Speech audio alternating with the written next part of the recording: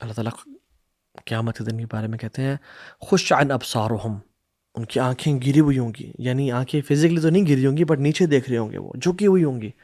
یخرجون من الاجداث کانہم جراد منتشر، وہ ایسے ہوں گے اپنے قبروں سے ایسے نکلیں گے جیسے پھیلی ہوئی ٹڈیاں ہوتی ہیں.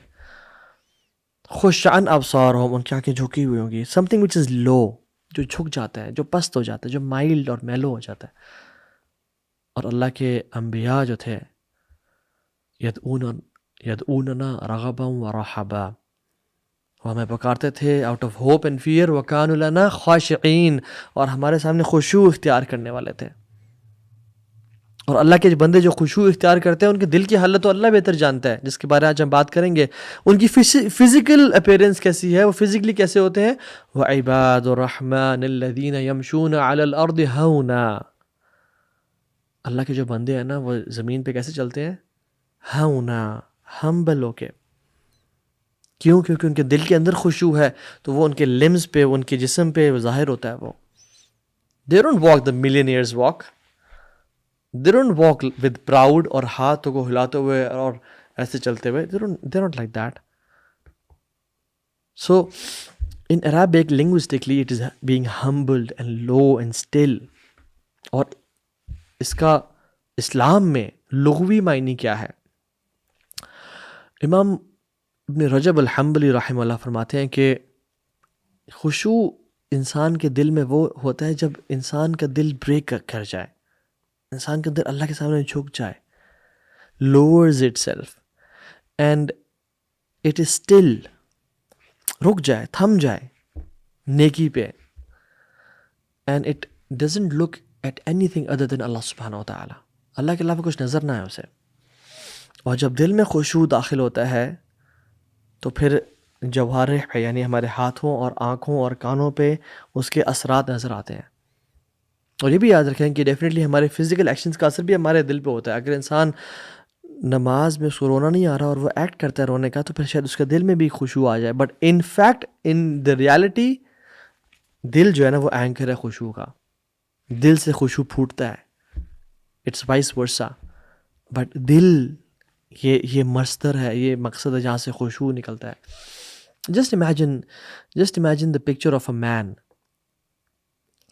جس کو ابھی کینسر ڈائگنوز ہوا ہے، والعیاذ باللہ، اس کو ٹیومر ڈائگنوز ہوا ہے، اور اس کو ڈاکٹرز نے کہہ دیا کہ تم بس 4th اسٹیج میں ہو، لاسٹ اسٹیج میں ہو اپنی لائف کے، اور تمہارے پاس صرف یہ آخری 2 ہفتے ہیں.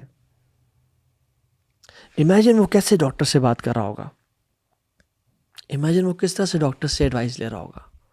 کیا وہ ایروگنٹ ہوگا، روڈ ہوگا، اپنا آپ کو سمجھتا ہوگا؟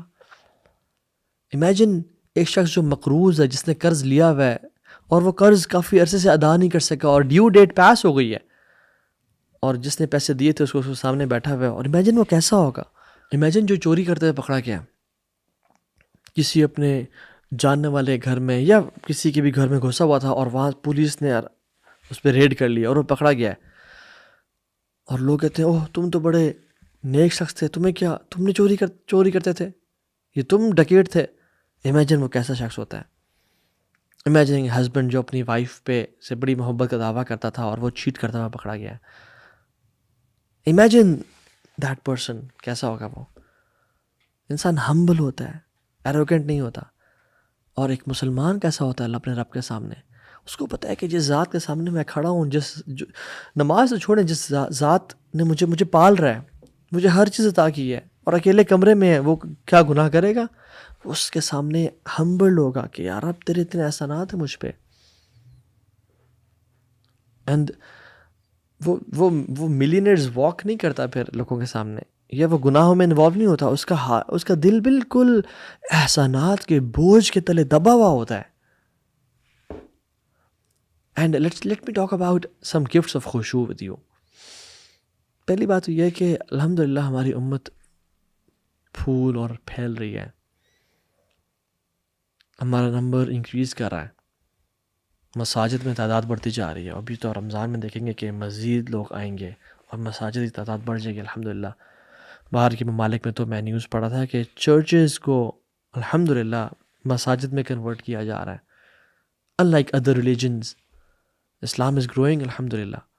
کچھ چرچز کو تو ان کے پاس خرچہ نہیں ہے ان کا اٹھانے کے لیے، ان کو کلب میں یا کسی طرح کی اسپورٹس ایکٹیویٹی میں بدلا جا رہا ہے.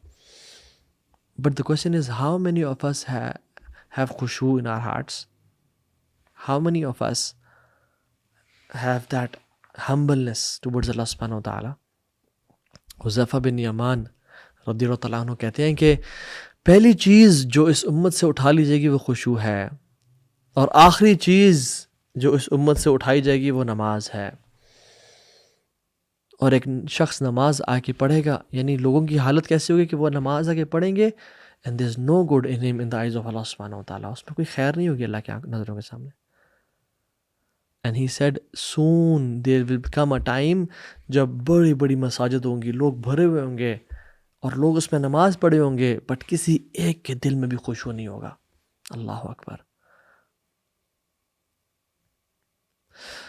تو جو چیز ہے وہ یہ ہے کہ what is the gift of خشوع in our life؟ پہلی چیز، جو عبادت خشوع کے ساتھ کی جاتی ہے اور اس میں خشوع ملا دیا جاتا ہے، وہ اس کا ریوارڈ کو بوسٹ کر دیتی ہے up to 1000 and 2000 and 3000 times depending on the خشوع it has. Charity ہے، اس نے 1000 روپیز دیے، بٹ خشوع اگر اس کے ساتھ ہے it will multiply it with 5 zeros اور 6 zeros اور 10 zeros. نماز ہے، اگر خشوع کے ساتھ پڑھی جا رہی ہے that نماز is multiplied with multiple of zeros. اور ابن تیمیہ رحمہ اللہ کہتے ہیں کہ وہ کون سی صورت ہے جو کہ 1/3 ہے قرآن کا؟ ڈیفینیٹلی وی نو سورہ اخلاص، ہم سب کو امید ہے پتہ ہوگا اس بات کا، which is 1/3 of the Quran. But he says some people sometimes they recite an ayah or a surah of the Quran which is shorter than Surah Ikhlas, and they get even more reward than 1/3 of the Quran. Why? Because of the khushu in it. Allahu Akbar. Even کوئی شخص اگر اللہ اکبر سبحان اللہ الحمدللہ لا الہ الا اللہ پڑھا ہے اور خشوع کے ساتھ پڑھتا ہے تو it becomes even better than سورہ اخلاص، جو کہ